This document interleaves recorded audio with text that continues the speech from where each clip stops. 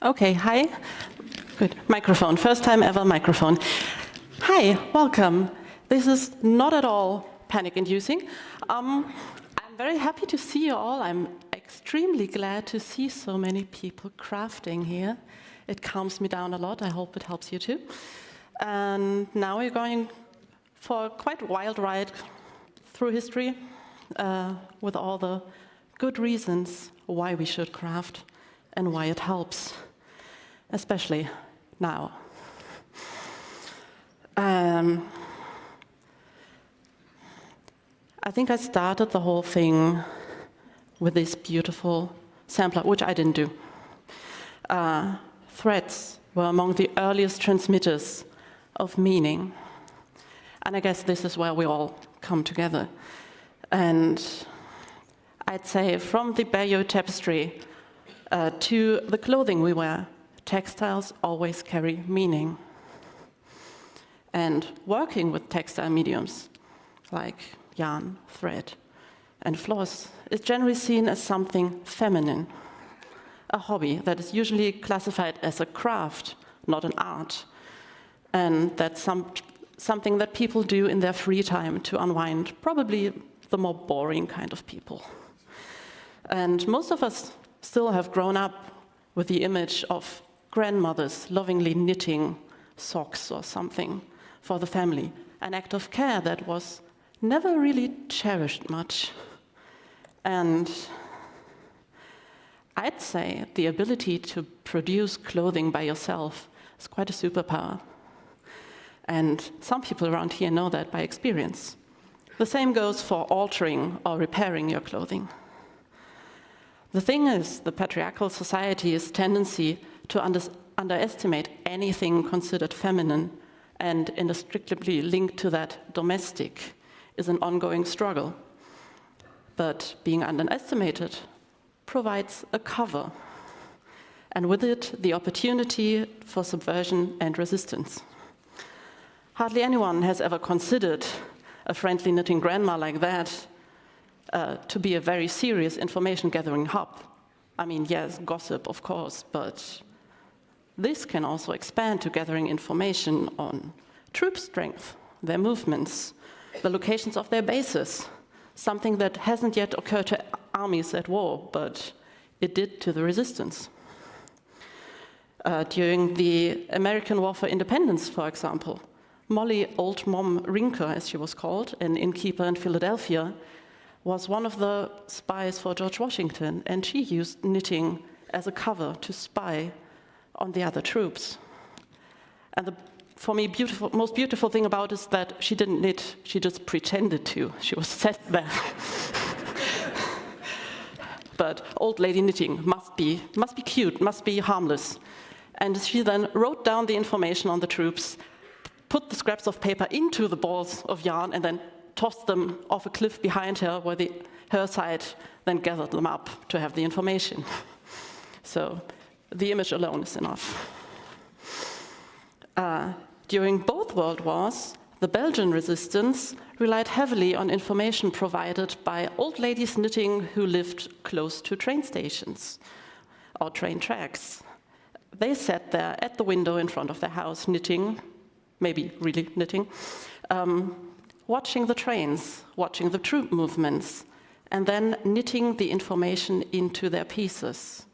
And I haven't found out which kind of stitch was which kind of information yet,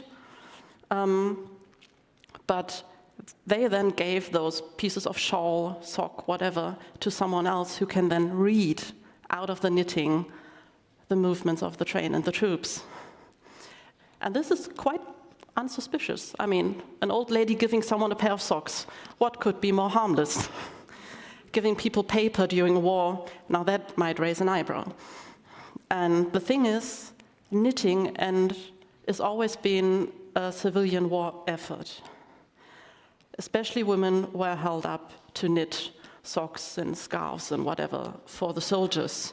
So especially during wartime, people have been seen knitting anywhere, which is the most gorgeous cover for resistance and spying I can think of. And this is something that has been largely overlooked by historians so far. And this long-standing tradition can be traced back into the 18th century, at least, and the American Revolutionary War. A revolution that started by protesting against tariffs, just saying. Anyways, knitting. I haven't found any pictures of any coded messages in knitting, historical ones yet, but knitting is a technique that lends itself quite easily to hiding information, because it consists mainly of so-called knit stitches and purl stitches. For those of you who aren't that familiar with it, the V-shaped ones are the knits, which are well, if you can look very closely, they are also V-shaped in the knit fabric, and the dashes are the purls, which are the bumps. And basically, it's a binary system. And thus it can beautifully hold binary programming language and binary code. It also works for Morse code, where one stitch is a dot and 3 stitches are a dash. There are also systems of knotting yarn to signify Morse code or hide numbers in them. The Dewey Decimal System is something that can be easily translated into knitting as well. This can be considered a very low-tech form of steganography, a technique for hiding information in plain sight that several of you will know from other funny ways to play with it. And there are a couple of projects around about translating information into knitting patterns. One of them is at Georgia Tech University, where Dr. Elisabetta Matsumoto is exploring yarn as a programmable material, and where she researches knit as a code, because there's a very close connection between the logic behind coding and behind knitting. So there are trials going on that people learn to knit while they learn to code, because somehow it goes hand in hand and helps people learn. So if you already know how to code, knitting shouldn't be that hard for you. If you know how to knit, maybe try coding. Using knitting as a coded message even made it into literature. Charles Dickens' novel, A Tale of Two Cities, has a figure in it, Madame Defarge, a French woman who is described knitting in France while the guillotine is beheading nobles. And she is sitting there knitting while watching the executions and is documenting the names of the people being executed in her knitting. Do with that what you will. Now, if you don't know how to knit and you're presented with a jumper or something, you wouldn't see anything in it. You wouldn't see any information in it. And the thing is that knitting patterns in itself look so much like a cipher that printing them was actually forbidden in the US and the UK during both World Wars. So just to give you an example, this is a very bad photo of an actual, of an actual knitting pattern of a skirt with a lace border, obviously, for me. And I think it makes it quite clear why people could think this is code and a kind of cipher or complete nonsense. And while the Brits actually banned the printing of patterns like that in fear of ciphers being hidden in them, they employed so-called knitting spies. And I can't tell you how thrilled I am that this is a proper term. And sometimes it actually was enough that people who presented female had a bag with them that was a properly stashed knitting bag. There's the story of the American agent Elizabeth Bentley, who smuggled microfilms and memos and coded documents with early plans for the B-29 bombs and aircrafting manufacturing secrets from the US to Soviet agents in a basket full of balls of wool, needles, patterns, and fabric. Because what harm could there be? She was later named the Red Spy Queen, but she herself quipped that she should have rather been called the Communist June Cleaver, referring to a 1950s housewife character on American television, because she proved that the patriarchy's very restricted view of women can be easily used against them. The most famous of all the knitting spies is Phyllis Ada Latour Doyle, known as Pippa. She was a member of the British F section of the Special Operations Executive, who organized the resistance in France. And she worked in France undercover for quite some time before starting a new assignment under the codename Paulette, where she parachuted into Normandy in 1944 to be a wireless operator in a spy network. Her job was to cycle around and try to sell soap to German soldiers, trying to chat with them and trying to find out about where their bases are, how many they were, where they were going, what their plans were. And then she went and knitted them all, the whole information, into a code, to then later give that to the transmitting and broadcast it to her contacts in London, which she did every day, 135 times. And the thing is, transmitting those messages via radio during that time took 30 minutes. The Germans needed 90 to locate where the signal was coming from. She was quite a quick person. And it's said that she fled into the woods quite a lot and stayed alive by foraging, which is an intersection people would likely want to look into. And the thing is, she was put onto that assignment because she was a young, pretty girl. And her bosses said, well, this is less suspicious than the people we had before, because everyone on that job before her was caught and executed. And she was arrested twice, but she managed to make them believe her cover story, and she survived. And she stayed there from May to August 1944 until they got her back out. And she held that all as a secret, even in front of her family, for ages. It actually came out in the early 2000s. And then she started talking about her story. And I brought you a very, very long quote, which I'll put up and read also. Sorry for the translators. But it's just mind-boggling. So she was arrested and searched. And she says, I always carried knitting because my coats were on a piece of silk. I had about 2,000 I could use. When I used a coat, I would just pinprick it to indicate it had gone. I wrapped the piece of silk around the knitting needle and put it in a flat shoelace, which I used to tie my hair up. I can remember being taken to the station, and a female soldier made us take our clothes off to see if we were hiding anything. She was looking suspiciously at my hair, so I just pulled my lace off and shook my head. That seemed to satisfy her. I tied my hair back up with the lace. It was a nerve-wracking moment. And I can tell you, I haven't looked at scrunchies with quite that much of interest ever since. For those of you with less or no hair, scrunchies are a very voluminous kind of hair tie. Lots of hollow space to put things on textiles. And the thing is, putting information into textiles has one other big advantage. It can make information accessible to people who cannot read or write.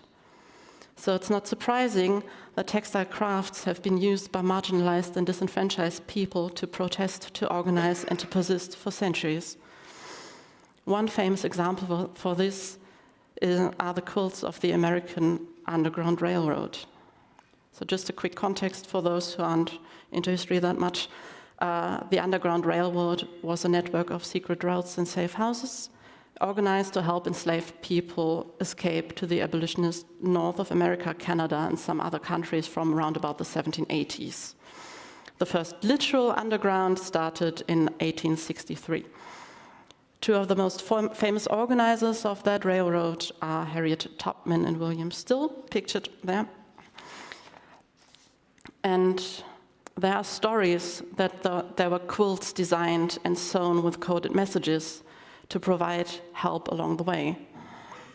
Now, these stories are highly controversial, I admit, because apparently they stem from one single source and one publication from 1999, And there seems to be no hard evidence for the quilts being used that way. But, and this is in all caps, but, sorry, time just brought me off track. Hard historical evidence is a sign of privilege and Western thinking. Not all cultures document their traditions and practices in written form. There's a thing called oral history, and it's only slowly being accepted in historical research around here. Furthermore, people enslaved by what is now known as the USA were forbidden from learning how to read and write. Dismissing their stories and history due to the lack of written documents just makes no sense. So, by the way, when I say quilt, this I'm not used to the presentation being on the other side. This is what we're speaking of. And the book, Hidden in Plain View, A Secret Story of Quilts and the Underground Railroad, is based on the family history of Ozella McDaniel Williams from South Carolina, who comes from a family of enslaved people, and it was her grandmother's story that she told the publishers. And for those wondering, I have a complete list of links and literature later in the talk, and they're all already uploaded. So, the thing with the quilts, different squares carry different meaning, and whenever you wanted to signify something, you hung the quilt out of your window or over your fence with that certain square showing. So, as much is the story. And the thing is, the Underground Railroad was strictly word of mouth. That's a safety reason, and it's also for people who couldn't read or write. So it wouldn't surprise me in the least if the whole story of those quilts as helpers on those escape routes were also only word of mouth. And the thing is, even if it wasn't so, nowadays, I forgot, there's the code. Nowadays, African American people make those quilts to reclaim a piece of heritage taken from them.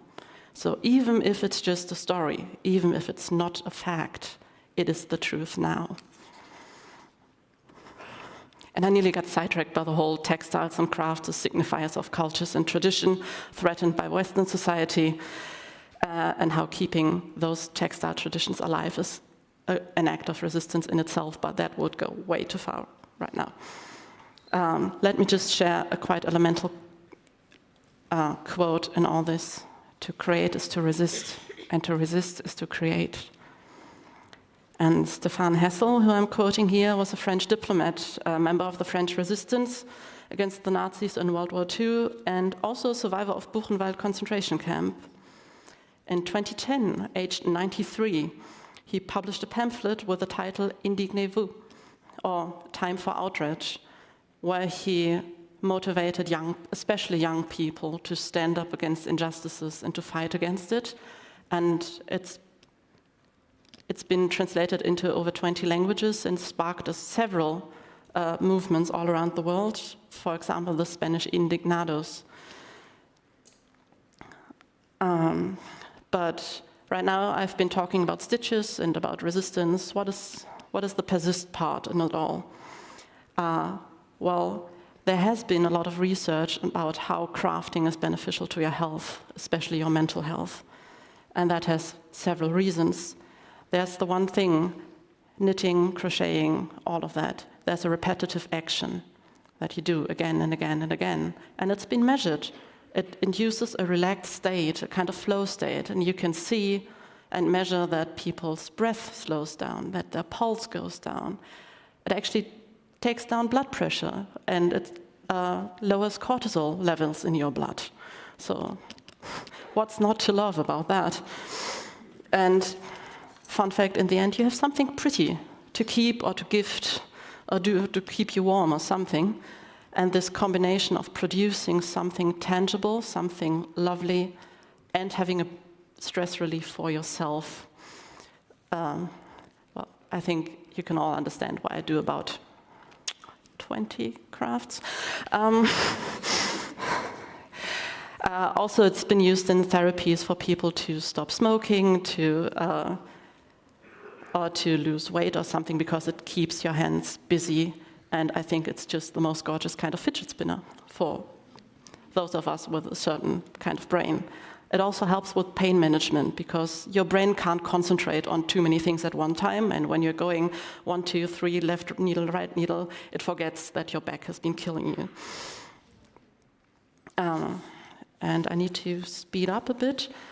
One of the most amazing examples I've found about the self-efficacy of crafting and how it can help keep you sane while being resisting is the story of Major Alexis Castagli. He was a British soldier in the Second World War, and he was captivated by the Germans and spent years in prisoner of war camps. And he was taught by another prisoner how to cross-stitch. And he produced quite a lot of stitches. This is a style called sampler, so very simple, his name, when it was done, where he was.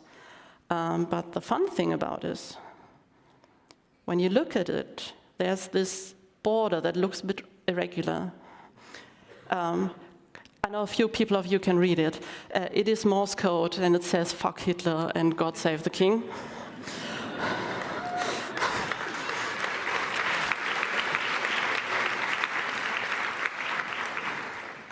And it was actually displayed in all 4 camps he was in, because no one realized what it was saying.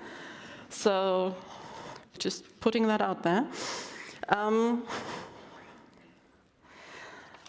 So one of the good things about it, crafting also keeps your brain agile. So things like very low stage Alzheimer's and all kind of issues that come with advanced age can be actually, if not at all prevented, but slowed down and lessened by doing crafty stuff, especially if you do it with other people, because being social helps.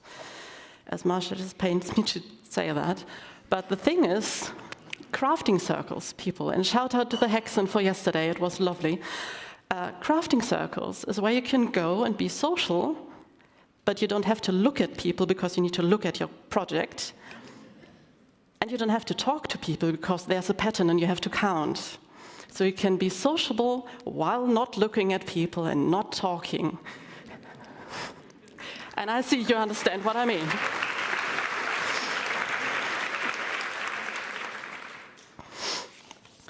Oh, one more prisoner of war resistance story I loved. Women were forced to knit socks for the troops of the enemy who captured them, and they decided to knit the heel a bit more narrow than it's used to, which gave them blisters. So,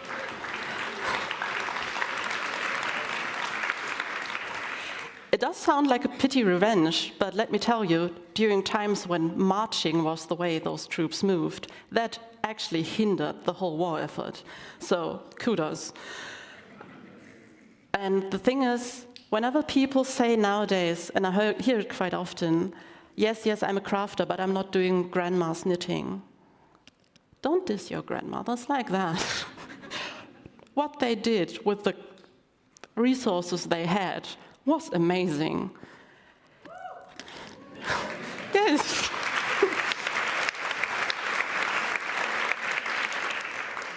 And I've pointed out a couple of times in that talk that those grandma hobbies could have proven to be extra badass because they helped resist a couple of times all over history. And I guess 1,000 histories more that we just don't know about here. And it actually leads over to what's now called craftivism, a term that Betty Greer started a couple of years back. And you have, on the one side, you have the aid side of the whole thing. So in early COVID times, you had people gathering to sew masks, to sew little holder things so that medical personnel wouldn't lose their ears, all of that. But on the other side,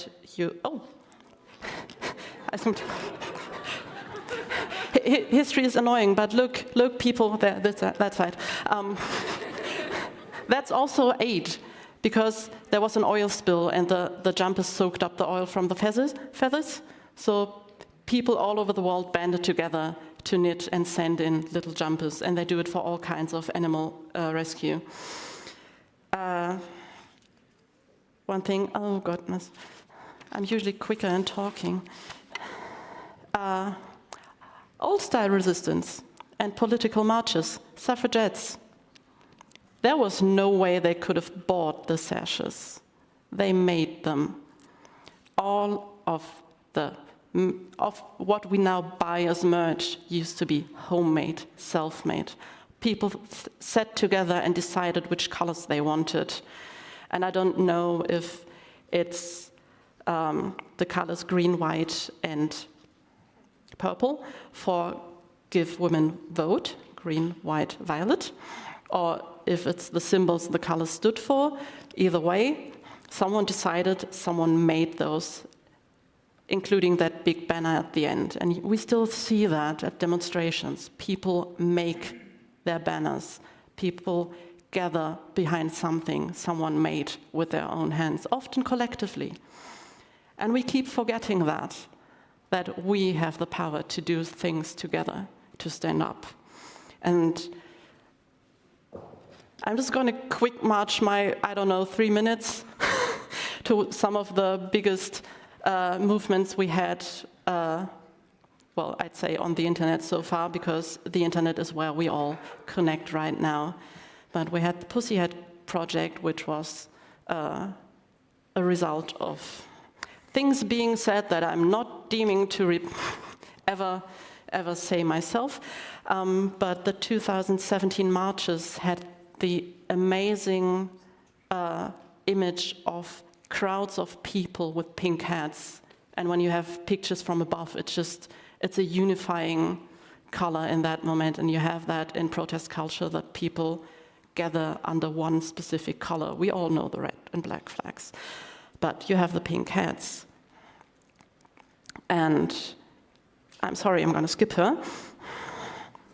And you have other pink things, because pink is a color that's deemed feminine, and feminine is soft and doesn't really work for resistance, and people have been criticized that their resistance using pink and textiles is too feminine and can thus not be taken seriously.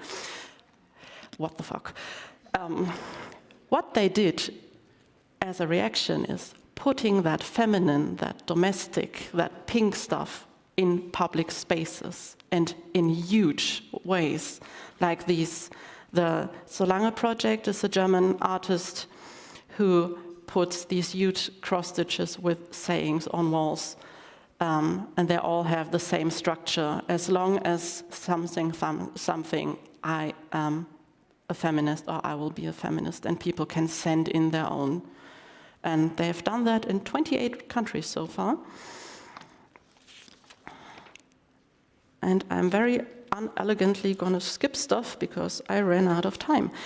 One of my favorites, yarn bombing, used to be quite popular here, has gone down in popularity for some reason, I don't know. It's still very much up and alive in London and in the US. It's also a way to take space in the public with something that is considered soft and craft, not an art. And that discussion needs to get restarted in another space as well. And one of my favorites. Okay. For those who maybe can't read it, the person depicted as male says, "Not all men," and the woman wearing a very pretty dress and holding a chainsaw. Well, not all chainsaws, but here we are. I actually had a shitstorm due to that post when I posted that, and I very gladly had the men around me rally up and defend the whole sentiment, and I'm very glad for the people I have around me.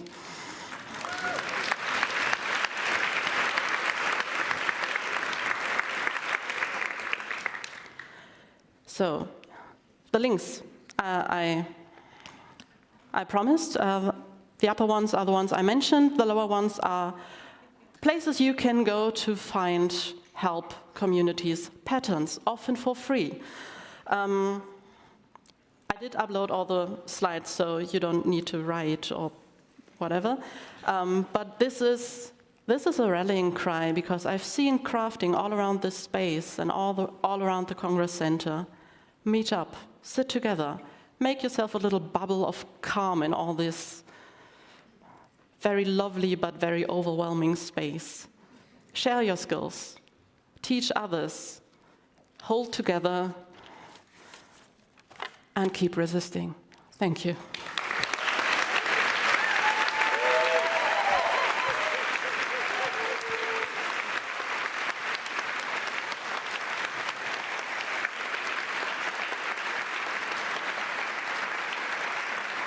Thank you so much.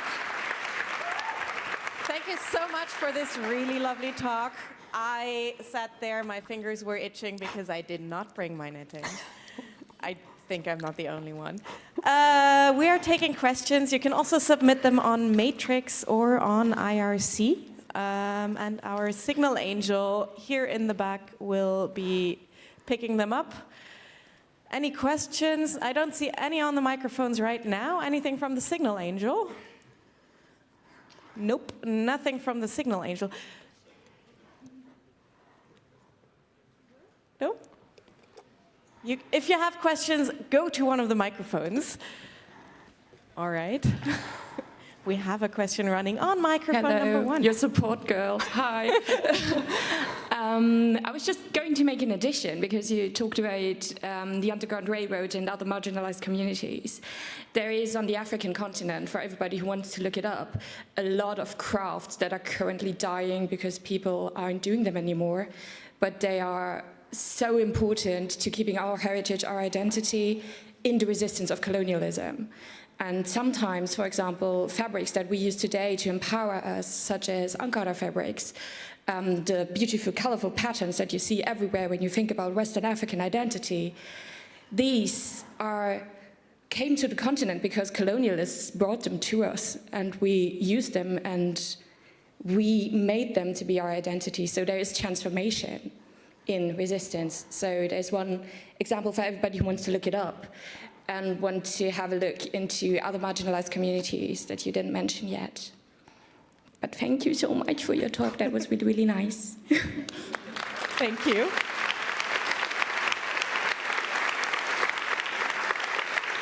We have also someone standing at the microphone, which should be number 2. I can't see it. Lower that. Hi. Also, thank you for the talk. When we look at historical textiles and how people have been resisting with textiles, how do you account for the survivorship or lack of survivorship of the textiles? Because natural fibers degrade sometimes quite fast. Several reasons. Textile history is complicated, which is why I took the family story of the quilts. They don't have the quilt anymore. They couldn't take them with them. They are probably cotton. They're probably gone now, or reused for scraps. But we have stories, and we need to look more into family stories about the things that grandmothers told their kids and then told their kids, to find traces, because you do find traces every now and then. And every once in a while, someone opens a box and you find scraps, and it's just like, I don't know. I don't want to say anything religious. It's just magical when that happens, and we finally have something to hold on to. There are a couple of people on the YouTubes who do wonderful costume history stuff. Bernadette Banner being one of the most gorgeous ones. Look into that. They know more. Look at the literature I added. There might be hints. But this is something I do for fun, to not die in history, because I usually, my every day-to-day job is doing Nazi time research, and it's not healthy. So do go out, explore. Thank you. Microphone 3, please. Yeah, that's fine. Hello. You mentioned a couple of times that knitting is considered a craft and not an art. What's the difference between the two, according to you? And do you think knitting should be an art? I'd consider it an art, but it is usually considered a craft insofar that it's something useful and not just for beauty's sake or political messaging, which I think is too close-minded.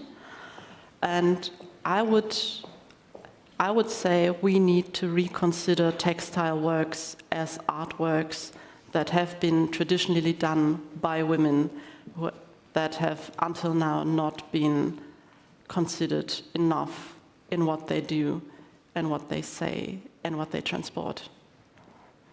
Thank you. Microphone number 1, please.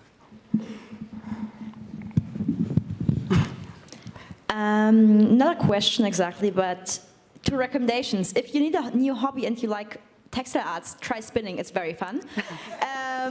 Other thing, there's an artist, a current artist, an active artist, who is weaving quilts, not with secret messages, but with political statements and messages. Her name is Tabitha Arnold, or Tabitha Arnold. I actually don't know if it's German or American or whatever. I just know her website, honestly. It's great. You can look into it. I don't know if you want to add great artists to your list or whatever, but that's the recommendation for everyone of current artists doing things like these, not just historical things. Yes, thank you very much for that. I mean, quilts are something very interesting. There's also the story or the history of the AIDS quilts, where people in community were sewing their own memorial pieces that were then, after they died, sewn into a huge quilt, and that then hung off buildings as a sign of remembrance, but also a sign of protest during the height of the AIDS crisis. So their textiles have been used by lots of people, historical and now, to memorize things, to protest things, to further things. And I'm always happy to learn more, because this is not a closed-off thing. This is a quick look into the chaos of my mind and where I try to find calm. Microphone 1. Yes, thank you very much for the talk, and I was also very delighted to see already yesterday so many knitters and crocheters around the Congress. As far as I learned, is like from this year on, like the whole knitting, crocheting hobby, or whatever you want to call it, skyrocketing over different societies. I think not just Germany, but also in the US.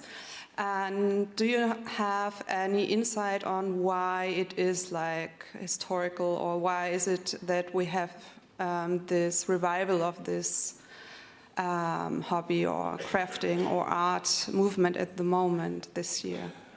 Yeah, well, the thing is, people have been saying, oh, there's a revival of knitting for, I don't know, 10 or 15 years now, which is okay, because it's something people usually do in their own four walls. And I do sit around knitting or crafting publicly a lot, especially in meetings. Do that in meetings, it makes them so much better. Yes.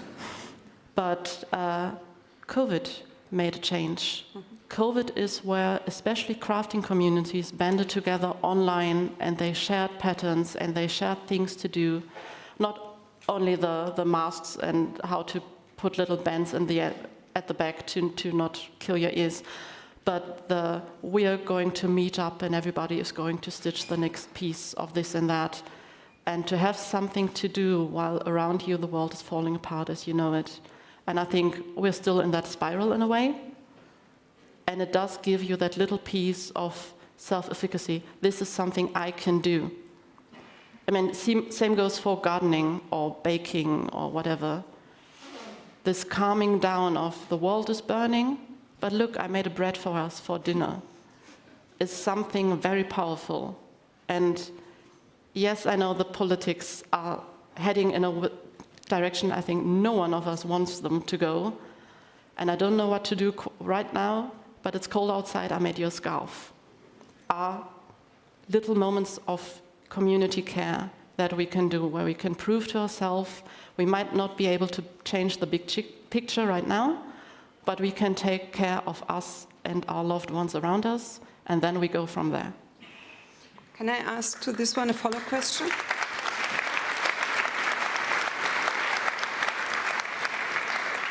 If it's a quick follow-up question, go ahead. The question is quick, the answer might be not.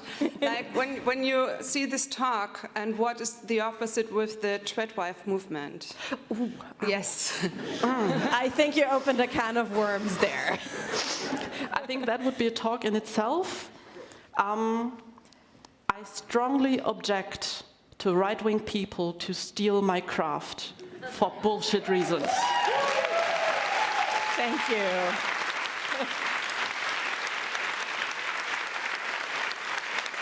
There are, I think, still a couple of people wanting to ask questions. Can people find you somewhere after the talk now? Oh, yeah, I might be hanging around either at the Hexen or Milliways. I'm very sorry. I've been trying to find out how to live in the Fediverse, and I haven't had time yet. I'm still on the Instagram. I'm sorry for that. But I'm working on it. I have a support troop around me, and they do their best to have me more accessible in spheres that are not that problematic. All right.